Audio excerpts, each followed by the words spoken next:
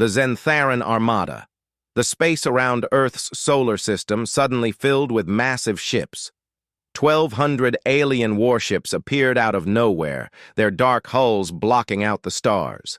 Each ship was the size of a small city, covered in weapons that glowed with deadly energy. Admiral Kithros stood on the bridge of his flagship, looking out at the small blue planet in the distance. His 6 arms moved across control panels as he studied the readings. The planet looked peaceful and quiet. No defensive fleets rushed out to meet them. No warning signals filled the communication channels. Pathetic, he muttered in his deep voice. His yellow eyes scanned the data flowing across his screens. Their technology is barely past chemical rockets. They haven't even built a proper space station. The Zentharan Empire had conquered 47 worlds. Each time, it was the same story. They arrived with overwhelming force, demanded surrender, and within days, another planet belonged to the Empire. The beings on those worlds always tried to fight back, but their weapons were like throwing rocks at a mountain. Kithros had read the intelligence reports about humans. They burned fossil fuels for energy. They still used metal projectiles as weapons. Their fastest ships needed months to travel between their own planets. It would be easier than taking candy from a child. "Begin the approach," he ordered his crew. "Standard conquest formation.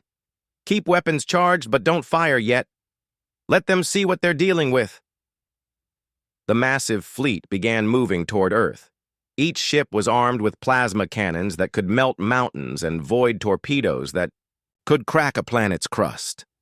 The Zentharans had learned that showing overwhelming power first often made conquest easier. Fear was a useful tool. On Earth, deep space monitoring stations began picking up the alien signatures. Dr. Sarah Chen was working late in her laboratory when her computer started screaming alarms. She had been expecting this day for 20 years, but seeing it actually happen made her heart race. "Alert all stations," she spoke into her communication device. "Code Black is confirmed. Repeat, Code Black is confirmed." Across the planet, hidden facilities began powering up. Most humans had no idea these places existed. They were built deep underground, in frozen wastelands, and beneath the ocean floor. For decades, Earth's governments had been preparing for this moment. The secret started 50 years ago when an alien scout ship crashed in the Sahara Desert. The craft was mostly destroyed, but the technology inside changed everything. Scientists worked in complete secrecy to understand how it worked. They reverse-engineered the alien computers, studied the strange metals, and learned about weapons that used forces humanity barely understood. But instead of building obvious defenses, Earth's leaders made a smart choice. They decided to hide their true capabilities. Let the aliens think humans were primitive. Let them come close. Then strike when they least expected it. Admiral Kithros watched his fleet move through space. His ships passed the outer planets without any resistance. No defensive satellites tried to stop them. No hidden weapon platforms opened fire. The humans seemed to be doing nothing at all. "Sir, we're receiving some signals from the planet," his communication officer reported. "They appear to be primitive radio transmissions, news broadcasts, entertainment programs, basic data transfers. Any military communications?" "Nothing we can detect, sir. Their communication systems are extremely basic." Kithros felt satisfaction flow through his body. Another easy conquest. The Empire would be pleased. He would probably get promoted after this victory. What the Admiral didn't know was that humans had been listening to alien communications for decades. The crashed ship had contained language databases and communication protocols. Dr. Chen's team had cracked the Zentharan language years ago. They knew exactly what the aliens were saying to each other. "They think we're helpless," Dr. Chen told her team through encrypted channels. "Perfect. Let them keep thinking that. Earth's hidden defense network was unlike anything the Zentharans had ever faced. Instead of building obvious weapons, humans had disguised their most powerful systems as innocent equipment. Weather satellites contained gravity manipulators. Communication arrays hid quantum disruptors. Even some civilian structures had secret purposes. The aliens' standard tactics worked against conventional enemies. They would arrive with massive force, demand surrender, then begin orbital bombardment if the planet refused. After destroying the main population centers, they would land troops to finish the job. It was simple and effective, but Earth wasn't a conventional enemy. Admiral Kithros began broadcasting surrender demands toward the planet. The messages were translated into the major human languages, though the translation was poor. The aliens didn't think it mattered much. Fear needed no perfect translation. "People of Earth," the message began, "you are now facing the Zentharan Empire. We have conquered many worlds. Your resistance is useless. Surrender now, and some of you may be allowed to live as slaves. Refuse, and we will turn your planet into burning rock." The governments of Earth received the message but said nothing publicly. News channels continued their normal broadcasts. Stock markets kept trading. People went to work and school as if nothing was happening. To outside observers, it looked like the humans were either too primitive to understand the threat or too scared to respond. Deep beneath Antarctica, Dr. Chen was coordinating with teams around the world. Project Prometheus was entering its final phase. Weapons that had been disguised for decades were slowly powering up. Systems that appeared to be civilian technology were revealing their true purpose. "Quantum disruptors are online," reported Dr. Marcus Webb from his station in the Pacific. "Gravity manipulators are charging to full power. Temporal displacement mines are armed and ready," came another voice from a facility hidden in the Himalayas. The Zentharan fleet was now passing Mars. They would reach Earth in 72 hours. Admiral Kithros was already planning the victory. Celebration. Another primitive world would fall to the Empire's might. But as his ships moved through space, they passed through fields of seemingly empty void. What looked like empty space actually contained thousands of hidden devices. Humans had been seeding the solar system with defensive systems for decades. Asteroid mining operations had been cover stories for placing weapons. Space exploration. Missions had secretly deployed equipment. The alien sensors couldn't detect the hidden systems because they used technology the Empire had never seen. Instead of energy shields, they used quantum camouflage. Instead of metal hulls, they used materials that bent space around them. The devices were invisible to conventional scanning. Dr. Chen watched the alien fleet approach on her screens. Each ship was tracked and targeted. The humans knew exactly how many aliens they were facing, what weapons they carried, and how their ships were built. The crashed alien ship had provided detailed information about Zentharan technology. "Remember," she told her teams, "we let them. Get close. The closer they come, the more effective our weapons will be. They need to believe they're winning right up until the moment they lose." Admiral Kithros felt confident as his fleet moved toward Earth. The humans had sent no reply to his surrender demands. They showed no signs of preparing defenses. It was almost disappointing how easy this conquest would be. He had no idea that humanity's greatest weapon wasn't their technology. It was their patience. They had waited 50 years for this moment. They had prepared in secret, hidden their true capabilities, and let the galaxy think they were harmless. Soon, the Zentharan Empire would learn that the most dangerous enemies were the ones you underestimated. The trap was set. The hunters were ready, and the prey was flying straight into the killing field. First contact protocols. Dr. Sarah Chen stood in the control room deep beneath the Antarctic ice. The room was filled with screens showing the alien fleet's movement through space. She had been preparing for this moment her entire career. Now it was finally happening. "Distance to fleet?" she asked her team. "They just passed Mars, Doctor. 71 hours until they reach Earth orbit." Chen nodded. Everything was going according to plan. The aliens thought they were dealing with a primitive civilization that couldn't even detect their approach properly. They had no idea that humans had been tracking them since the moment they entered the solar system. The secret began decades ago in a place that didn't officially exist. After the alien crash in the Sahara, governments around the world had formed a hidden alliance. They created facilities like this one, buried deep underground and protected by layers of security that kept them invisible to both alien sensors and human curiosity. Chen's team had been monitoring alien communications across the galaxy for 20 years. The work was slow and difficult, but they had gradually learned to understand dozens of alien languages. The Xantheran language was particularly challenging because it used concepts that didn't exist in human thought. Play the latest transmission. From the fleet, Chen ordered. The voice of Admiral Kithros filled the room, speaking in the harsh tones of his species. But Chen's computers automatically translated his words into English. Standard orbital bombardment pattern, the Admiral was saying to his fleet commanders. Target population centers first, then industrial areas.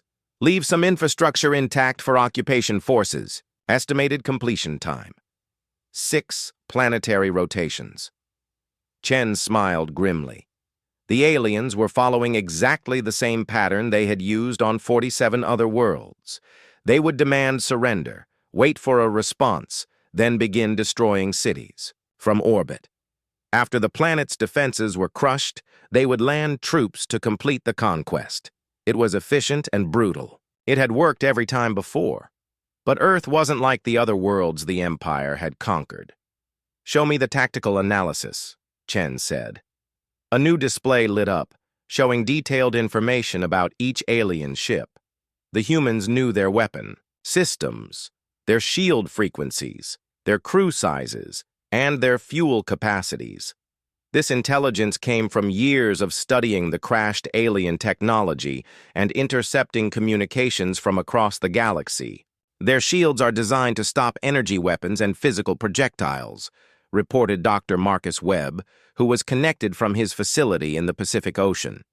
But they've never faced gravitational weapons or quantum disruptors. What about their sensors? Chen asked. Excellent for detecting conventional technology, but they can't see our quantum-masked equipment. As far as they know, Earth has no planetary defenses at all. This was the key to humanity's strategy. Instead of building obvious weapons that the aliens would recognize and counter, Earth's scientists had developed completely new types of technology. They used principles that the Xantharan Empire had never encountered before. The aliens expected to face plasma cannons, missile systems, and energy shields. They had tactics and countermeasures for all of those weapons, but they had no experience fighting gravity manipulators or temporal displacement devices. Chen walked to the main display screen. It showed Earth from space, looking peaceful and defenseless, but she knew that hidden in orbit were hundreds of satellites that appeared to be simple communication and weather monitoring devices. In reality, they were some of the most powerful weapons ever created. Status report from all stations, she requested. Pacific Deep Station ready for Phase 2 activation, came Webb's voice. Himalayan facility reports quantum mines are armed and deployed, said another voice. Arctic installation confirms gravitational lenses are fully charged. Sahara Command reports temporal disruptors are online and targeting. Chen nodded with satisfaction. The network was ready. Across the planet, hidden facilities were preparing to reveal their true purpose, but timing was critical. They had to wait until the aliens were close enough to be caught in the trap. Meanwhile, Admiral Kithros was growing impatient. His fleet had been broadcasting surrender demands for 12 hours with no response from the planet below. The humans seemed to be ignoring them completely. "Sir, should we begin preliminary bombardment?" asked his weapons commander. "Not yet," Kithros replied. "Let them have their full 72 hours. The terror builds better that way. When they finally realize what's coming, they'll be more cooperative." The Admiral had no way of knowing that. Humans were receiving and understanding every word he said. Earth's communication intercept systems had been recording alien transmissions for years. Dr. Chen's team knew more about Xantharan military tactics than most Xantharan officers did. On the surface of Earth, life continued normally. People went to work, children attended school, and news programs discussed everyday politics. The governments had decided not to announce the alien threat. Panic would serve no useful purpose, and secrecy was essential to their defensive strategy. But, in secret facilities around the world, thousands of scientists and military personnel were working around the clock. They were making final preparations for the most important battle in human history. Dr. Chen reviewed the battle plan one more time. Phase 1 was already complete. The aliens had been allowed to enter the solar system and approach Earth without resistance. They believed they were facing a helpless, primitive world. Phase 2 would begin when the alien fleet reached the asteroid belt. That was where Earth's first surprises were hidden. Devices that looked like simple mining equipment and research. Stations would reveal their true nature as quantum disruptors. These weapons wouldn't destroy the alien ships directly, but they would make it impossible for the aliens to navigate or target effectively. Phase 3 would activate when the confused and scattered alien fleet tried to retreat or regroup. That's when Earth's orbital defense platforms would power up and attack with gravitational weapons that the aliens couldn't defend against. Phase 4 would be the final cleanup. Any surviving alien ships would be eliminated by temporal displacement. Mines that wouldn't just destroy them but erase them from existence entirely. Dr. Chen, one of her technicians called out, "We're detecting increased alien communication traffic. They seem to be discussing Earth's lack of response." Chen listened to the translated conversations. The alien officers were puzzled by humanity's silence. Some thought it meant the humans were too primitive to understand the threat. Others worried it might be a sign of hidden defenses. Admiral Kithros was dismissing his officers' concerns. "Look at their technology level," he told them. "They barely have chemical rockets. They're probably holding council meetings trying to decide whether to surrender or fight with their primitive weapons. Either way, the result will be the same." "Sir, what if they're more advanced than our intelligence reports suggest?" asked one junior officer. "Impossible," Kithros replied firmly. "Our scouts have been observing this system for decades. These humans have never even visited another star. They fight wars with metal bullets and chemical explosives. They're no threat to the Empire." Chen smiled as she listened to this conversation. The alien scouts had been watching Earth's public activities for years. They had seen space programs, military exercises, and civilian technology. But they had never detected Earth's hidden defensive systems, because those systems were designed to be completely invisible to alien sensors. Humanity's greatest advantage wasn't their technology. It was their deception. They had spent 50 years convincing the galaxy that they were harmless primitives. The aliens' own intelligence gathering had become a weapon against them. "Begin Phase 2 preparations," Chen ordered. "I want all quantum disruptors ready to activate the moment the alien fleet enters the asteroid belt." "Understood, Doctor. All stations report ready." Chen looked at the tactical display one more time. The alien fleet was approaching at steady speed, confident in their overwhelming power. They had no idea that they were flying into the most sophisticated trap ever created. In a few hours, the Xantheran Empire would learn that the most dangerous enemies were the ones who let you think. You had already won. The Quantum Gambit. The Xantheran fleet moved through the asteroid belt like a dark tide of metal and death. Admiral Kithros watched the readings on his screens as his ships navigated between the floating rocks.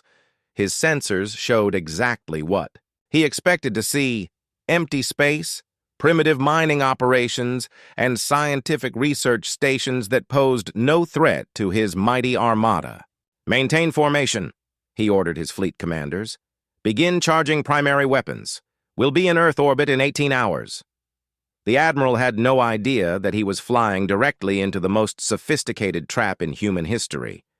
What looked like simple mining equipment and research stations were actually quantum manipulation devices that had been hidden throughout the asteroid belt for decades. Deep beneath Antarctica, Dr. Sarah Chen watched the alien fleet's progress. Every ship was tracked and targeted. Her team had been waiting for this moment for 20 years. All stations prepare for Phase 2 activation, she announced through encrypted channels. Dr. Webb, are your quantum disruptors ready? All systems are green, came Webb's voice from his station in the Pacific. The moment you give the word, we can activate the quantum field. Chen studied the tactical display. The alien fleet was now completely surrounded by hidden human technology. The alien sensors couldn't detect the quantum devices because they used principles that the Xantheran Empire had never encountered before. Wait until the entire fleet is in the target zone, Chen instructed. We need to catch all of them at once. The quantum disruptors were Dr. Webb's greatest achievement. Originally designed for faster-than-light communication, he had discovered they could be modified to create localized distortions in space-time itself. These distortions wouldn't damage the alien ships directly, but they would make it impossible for the aliens to navigate accurately or target their weapons.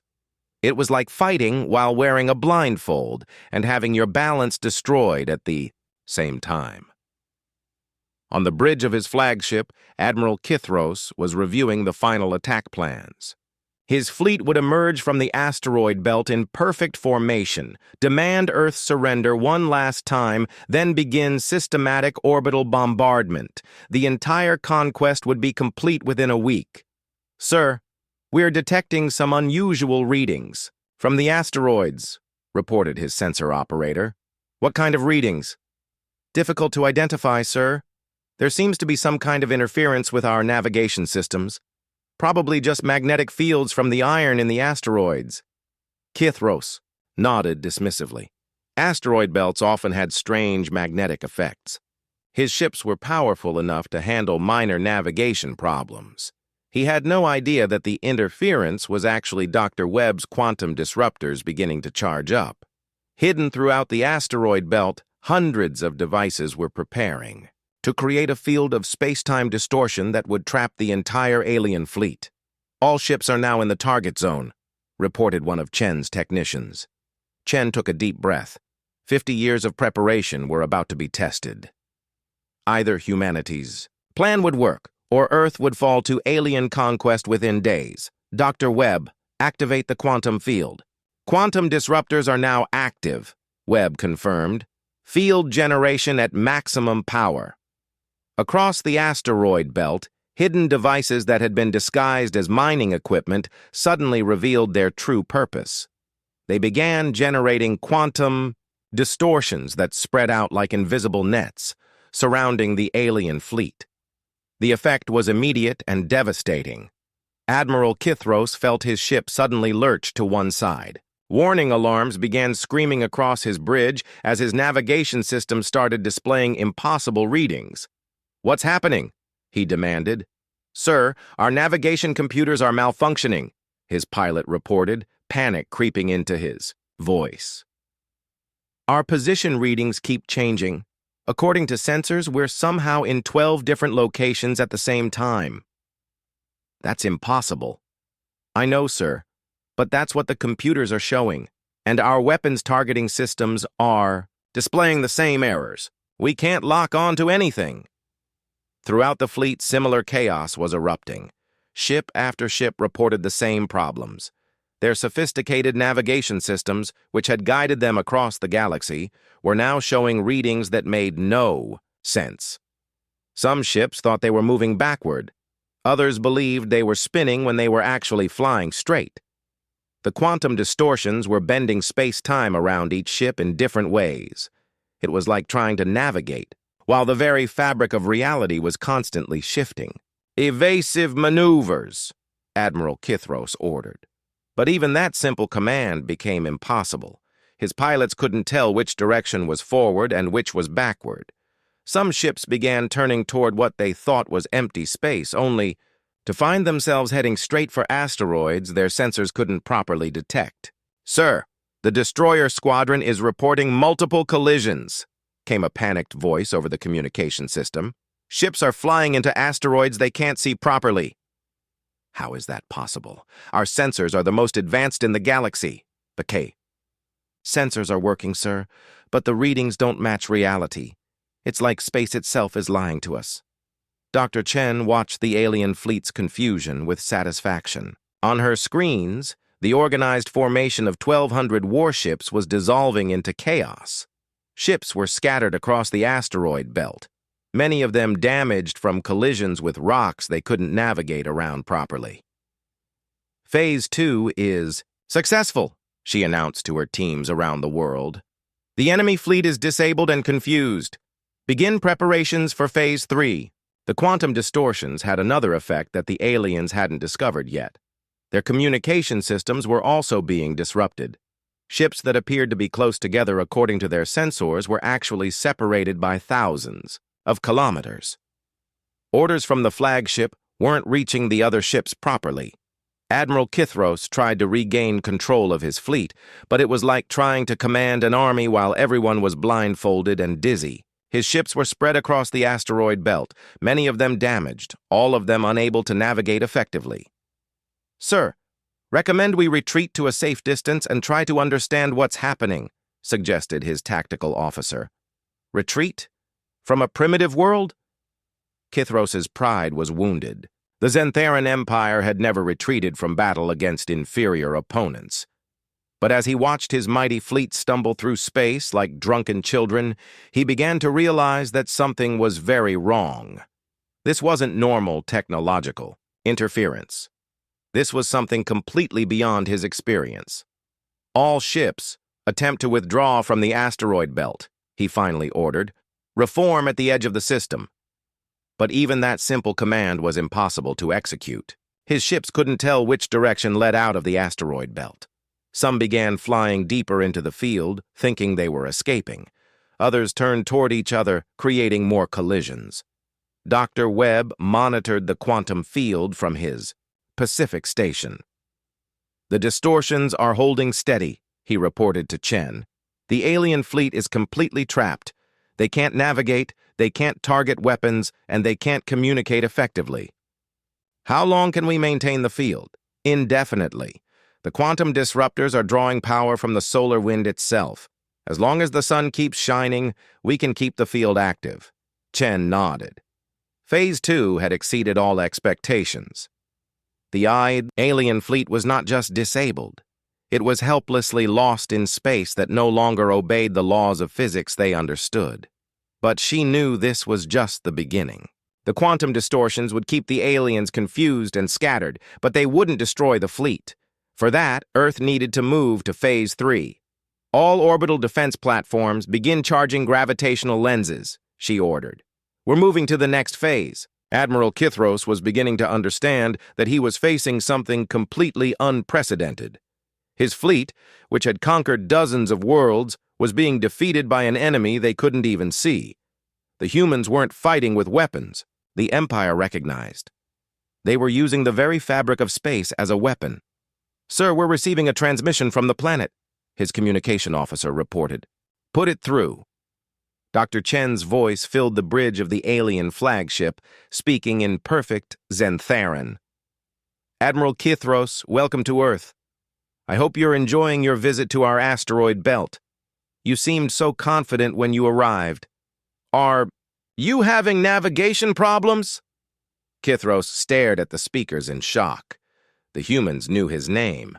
They spoke his language, and they were clearly responsible for his fleet's current predicament. "How is this possible?" he whispered. "You've been underestimating us for 50 years, Chen replied calmly. "That was your first mistake. Your second mistake was coming here thinking we were helpless. Would you like to see what we do to uninvited guests?" Before Kithros could respond, new alarms began screaming across his bridge. His sensors were detecting massive energy signatures throughout Earth's orbital space.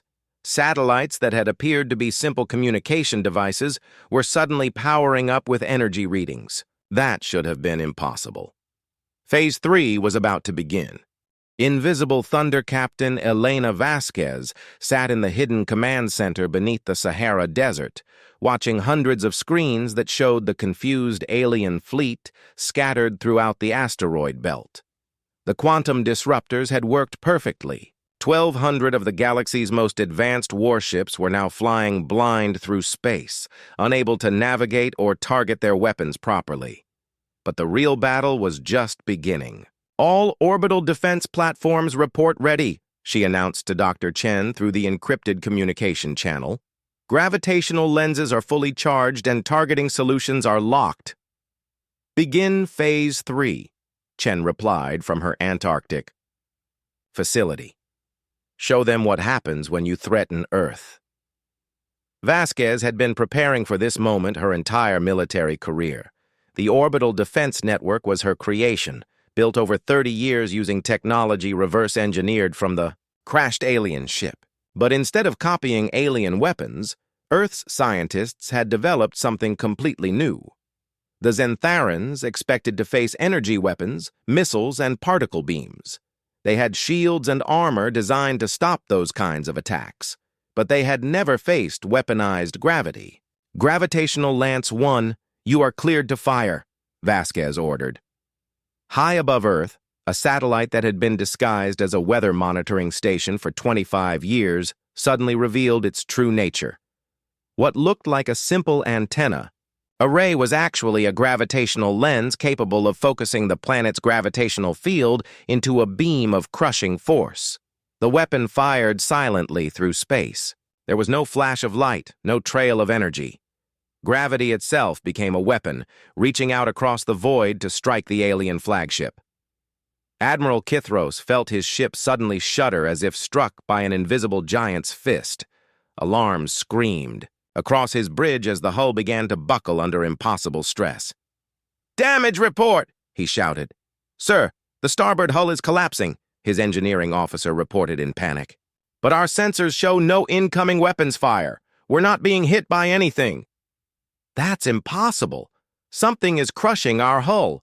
The gravitational lance was bending space around the alien flagship, creating a localized field of intense gravity that pressed against the ship's structure like an invisible hand. The alien hull, designed to withstand energy weapons and explosive impacts, had no defense against the fundamental force of gravity itself. "Sir, hull breach on decks 7 through 12, came another panicked voice. "We're losing atmosphere." Vasquez watched the readings on her screens with cold satisfaction.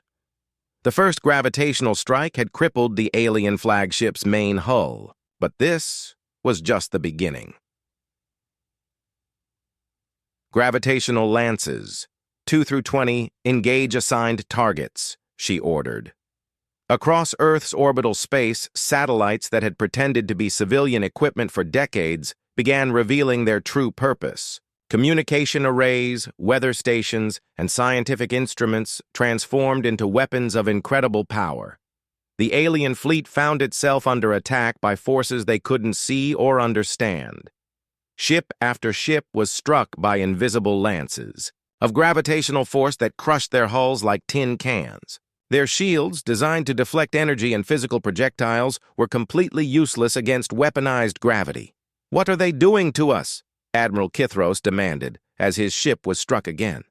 This time, the gravitational beam twisted. His ship's structure, bending metal that was supposed to be nearly indestructible.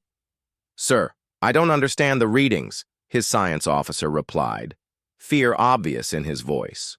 "It appears they're manipulating gravitational fields directly, but that should be impossible. The energy requirements alone would need the output of a star." What the alien scientist didn't know was that Earth's gravitational weapons didn't create their own gravitational fields. They focused and redirected the natural gravity that already existed. It was like using a magnifying glass to focus sunlight into a burning beam. Except instead of light, they were focusing one of the fundamental forces of the universe. Dr. Chen had discovered this technique while studying the crashed alien ship. The aliens used gravity for propulsion and artificial gravity inside their ships, but they had never thought to weaponize it directly. It was like having fire, but never thinking to use it as a weapon. Captain Vasquez coordinated the attack from her command center. Each gravitational lance could target a different ship, and the aliens had no way to defend themselves. Their tactical doctrine had no counter for weapons that used gravity itself as ammunition. "Target the heavy cruisers next," she ordered. "Disable their main weapons before they figure out how to fight back." But the aliens couldn't fight back because they couldn't see what was attacking them. The gravitational lances left no energy signature that their sensors could detect. From their perspective, their ships were being crushed by invisible forces that came from nowhere. "Sir, we've lost contact with Destroyer Squadron 7, reported the communication officer on the alien flagship. "Their ships appear to be collapsing." Admiral Kithros watched his mighty fleet being destroyed by an enemy he couldn't see. Ship after ship was crippled or destroyed by gravitational forces that his weapons couldn't target or his shields couldn't stop. "All ships, emergency retreat," he ordered. "Maximum speed, any direction away from this system." But his ships were still trapped in the quantum distortion field. They couldn't navigate properly, couldn't tell which direction led to safety. Some ships that tried to retreat flew deeper into the asteroid belt. Others turned toward Earth, moving closer to the gravitational weapons instead of away from them. Vasquez monitored the alien fleet's panic with professional satisfaction. 50 years of preparation were paying off. The aliens had expected to face a primitive world armed with chemical rockets and metal projectiles. Instead, they were fighting an enemy that had mastered the fundamental forces of physics. "Gravitational Lance 15, target that battleship trying to escape toward Jupiter," she ordered. "Don't let any of them get away." The targeted alien battleship was struck by a gravitational beam that created a localized field of intense gravity around its engine section. The ship's own momentum turned against it as the gravitational field twisted its trajectory, sending it spinning out of control. Dr. Webb's voice came through the communication system from his Pacific station. "The quantum distortion field is holding steady. The alien fleet can't navigate effectively. They're trapped in the kill zone." "Excellent," Vasquez replied. "Continue targeting their largest ships. We need to eliminate their heavy weapons before they adapt to our tactics." But the aliens couldn't adapt because they didn't understand what they were facing. Their military doctrine was based on fighting enemies that used conventional weapons. Energy shields could stop lasers and particle beams. Armor could deflect physical projectiles. Electronic countermeasures could confuse guided missiles. But there was no defense against gravity itself. Admiral Kithros felt his flagship shake as another gravitational lance struck his ship. This time, the weapon focused on his main weapons. A ray, crushing the plasma cannon mounts until they were twisted metal. "Sir, all primary weapons are offline," his weapons officer reported. "Secondary systems are also damaged. We're defenseless." The admiral stared at his tactical display in disbelief. His fleet of 1,200 ships was being systematically destroyed by an enemy they couldn't fight back against. More than half. His vessels were already disabled or destroyed, and the rest were scattered and confused. "How is this possible?" he whispered. "Our intelligence report said they were primitives." His science officer looked up from his instruments with wide, fearful eyes. "Sir, I think our intelligence was wrong. These humans aren't primitive at all. They're using technology we don't even understand. They've turned physics itself into a weapon." Captain Vasquez continued coordinating the attack. Each gravitational strike was precisely calculated to cause maximum damage while conserving energy. The orbital defense platforms could maintain this rate of fire for days if necessary. "Status report," she requested. 837 alien ships disabled or destroyed," came the reply. 363 ships still operational but trapped in the distortion field. "Continue the attack. I want every alien ship eliminated before we move to Phase 4. The gravitational weapons struck again and again. Alien ships that had conquered dozens of worlds were crushed like empty cans. Their advanced technology was useless against forces they had never learned to defend against. Admiral Kithros realized that his mighty fleet was finished. In a few hours, the Zentharan Empire's greatest armada had been reduced to scattered wreckage by an enemy they had thought was helpless. But he still didn't understand the worst part. The humans weren't just defeating his fleet, they were preparing to make sure that no one would ever know what happened here. Phase 4 was about to begin, and it would be more terrifying than anything the Admiral could imagine. The erasure Dr. Sarah Chen stood before the master control panel in her Antarctic facility, watching the final phase of humanity's greatest battle unfold. The alien fleet was broken and scattered, most of their ships destroyed or disabled by gravitational, weapons they never saw coming. But Phase 4 would be different. Phase 4 would make sure that no trace of this invasion ever existed. All stations prepare for temporal displacement protocol, she announced through the encrypted channels. Dr. Petrov, are the temporal mines ready? All systems are operational, came the reply from the hidden facility in the Himalayas. Doctor. Arkady Petrov had spent 20 years developing weapons that didn't just destroy their targets, but erased them from existence entirely. Temporal displacement charges are armed and targeting the remaining alien vessels. Admiral Kithros sat on the bridge of his crippled flagship, watching his once mighty fleet die around him. 3/4 of his ships were already destroyed, crushed by invisible gravitational forces that his weapons couldn't fight and his shields couldn't stop. The remaining vessels were scattered throughout the asteroid belt, unable to navigate properly due to the quantum distortions that made space itself unreliable. Sir, we're receiving another transmission from the planet, his communication officer reported with a shaking voice. Put it through, Kithros said quietly. He had already accepted that he was going to die here. The humans had demonstrated technology that was decades ahead of anything the Xantheran Empire possessed. Dr. Chen's voice filled the bridge, still speaking perfect Xantheran. Admiral, I hope you've learned something today. Your empire spent decades watching our system, gathering intelligence, planning this invasion, but you only saw what we wanted you to see. How? Kithros asked. How did you hide technology this advanced? Our scouts monitored you for years. Because we wanted them to, Chen replied calmly. Every chemical rocket launch, every primitive space station, every nuclear test your scouts observed was carefully staged.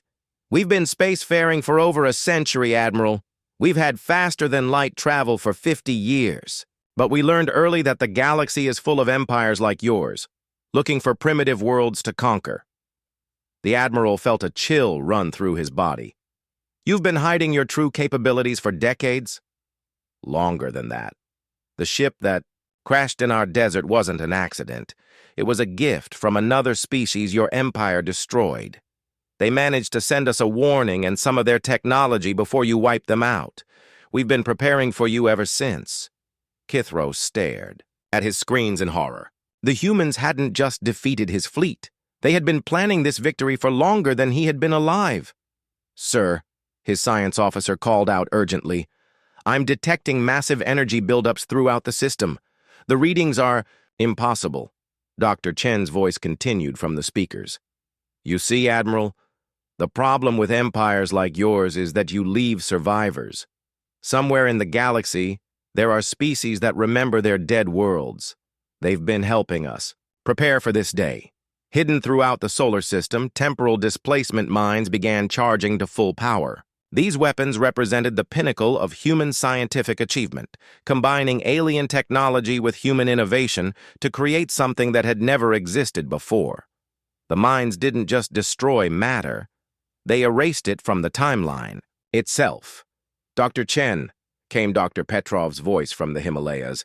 Temporal displacement mines are fully charged and ready. All remaining alien vessels are targeted. Understood. Begin the erasure. Admiral Kithros felt his ship suddenly vibrate with a strange harmonic frequency. The lights on his bridge began to flicker, and his instruments started showing readings that made no sense. Sir, what's happening to us? His pilot asked in terror. The Admiral looked at his hands and watched them start to become transparent.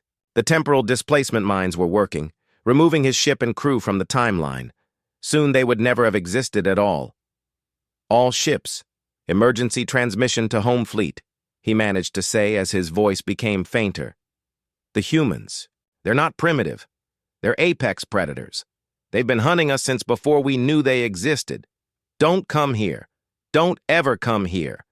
His final transmission reached a few surviving ships before they too began to fade from existence. The message was broken and filled with interference, but the terror in the Admiral's voice was clear. Dr. Chen watched the temporal displacement process on her screens. One by one, the remaining alien ships simply vanished. Not destroyed, not damaged, but erased as if they had never been there at all. The quantum signatures that proved they had ever existed were being removed from reality itself. Temporal erasure is 90% complete, Dr. Petrov reported. All major alien vessels have been displaced, cleaning up remaining debris and escape pods. Excellent. Make sure nothing is left behind. No wreckage, no survivors, no evidence that they were ever here. The temporal minds continued their work, reaching out across space to erase every trace of the Zentharan invasion. Pieces of destroyed ships, escape pods with surviving crew members, even the energy signatures from their weapons fire were all being removed from the timeline. Captain Elena Vasquez spoke from her command center in the Sahara. All gravitational. Weapons are powering down and resuming camouflage mode. Orbital defense platforms are returning to civilian configurations. Phase 4 is complete, Dr. Petrov announced. Temporal displacement is 100% successful. All traces of the alien fleet have been erased from this timeline. Dr. Chen nodded with satisfaction. In the space of a few hours, humanity had done more than just defeat an alien invasion. They had erased it entirely. As far as the rest of the universe was concerned, the Zentharan fleet had never reached Earth at all. All stations, return to standby mode, she ordered. Resume normal civilian operations. The threat has been eliminated.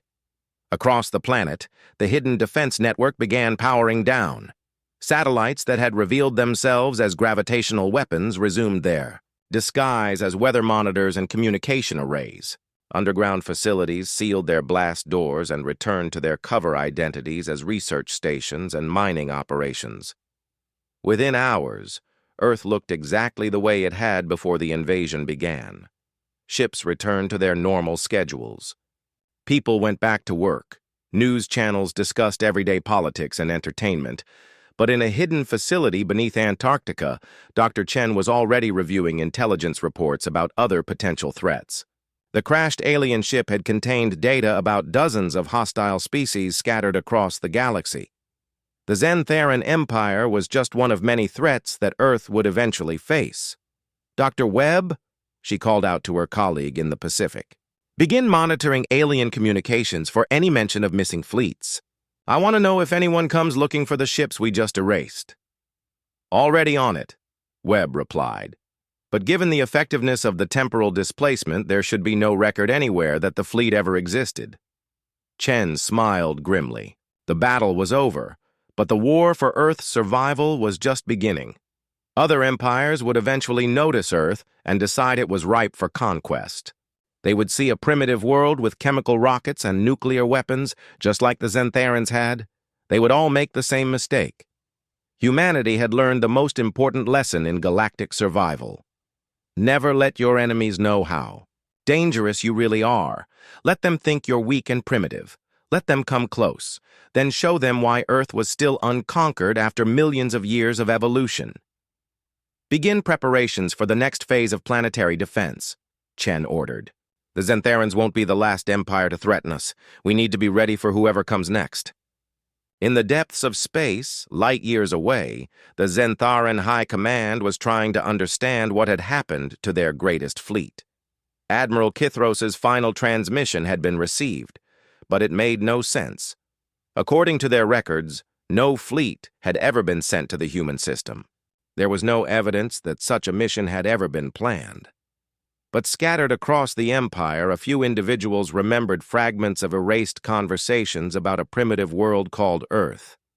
They couldn't remember the details, But something deep in their minds warned them to stay away from that blue planet orbiting a yellow star. Earth's greatest weapon wasn't its gravitational lances or quantum disruptors or temporal mines. Its greatest weapon was the galaxy's assumption that advanced civilizations were always obvious and aggressive. By appearing primitive and peaceful, humanity had achieved perfect camouflage. They were the ultimate predators, hiding among the prey until it was time to strike. And the galaxy still had no idea they existed.